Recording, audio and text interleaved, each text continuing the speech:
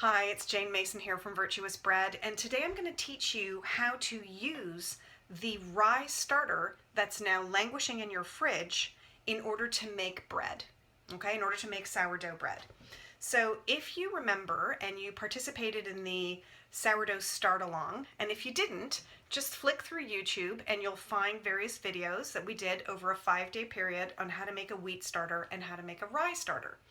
Now today we're going to use the rye starter that is in the fridge that was left over after you made it and you baked your first loaf. And maybe you didn't bake your first loaf, and that's perfectly fine.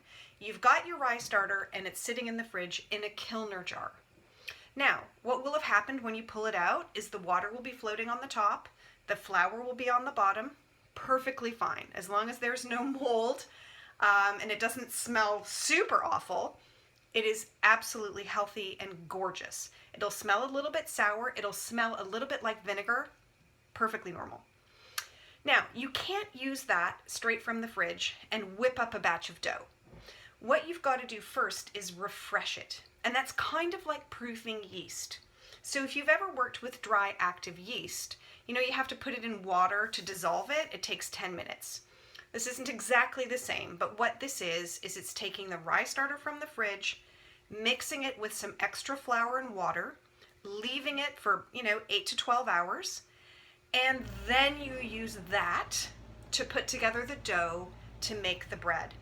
So when you're working with sourdough bread, you just have to work a day in advance. You need to refresh your starter from the fridge the night before you want to bake, and then the next day you use that or part of that to make your bread. So what I don't want you to do is worry too much about the numbers. They're all in the recipe, which is on the website, address below. And it's just a function of remembering that you need to start the night before. So I'm starting today and I'm going to bake tomorrow.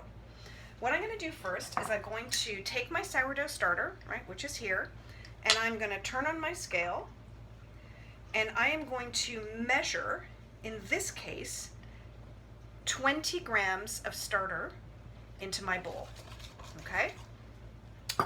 And now I'm going to add some flour and some water, and I'm going to add it in a ratio of 1 to 3 to 6.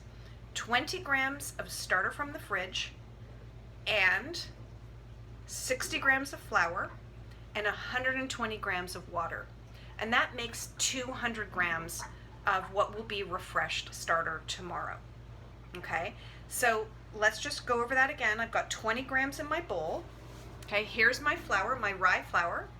I'm going to measure in 60 grams of rye flour to my bowl, okay? And where's my water? It's here.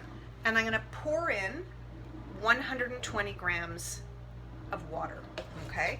So 1 to 3 to 6 is the magic ratio for refreshing your rye starter.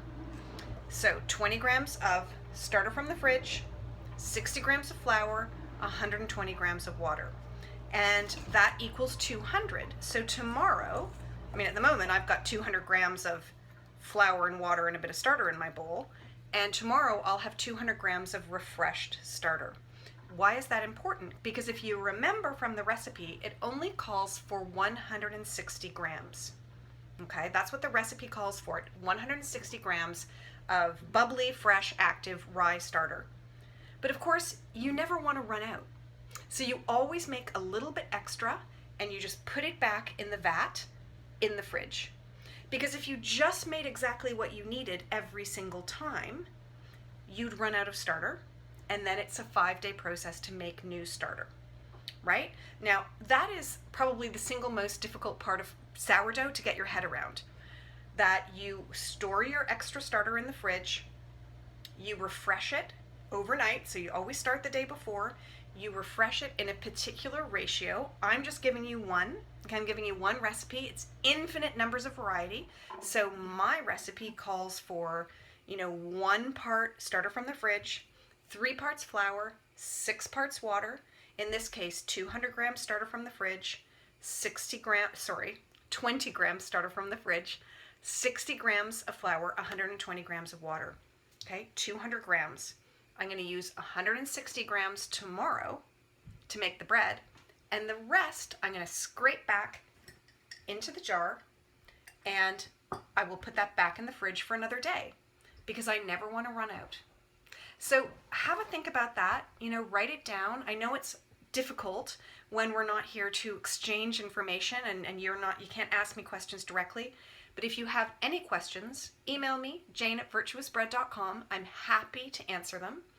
And I'm going to see you tomorrow when I'm going to do a little video on how to use this refreshed starter to make bread. And meanwhile, this vat is going back in the fridge. Bye for now.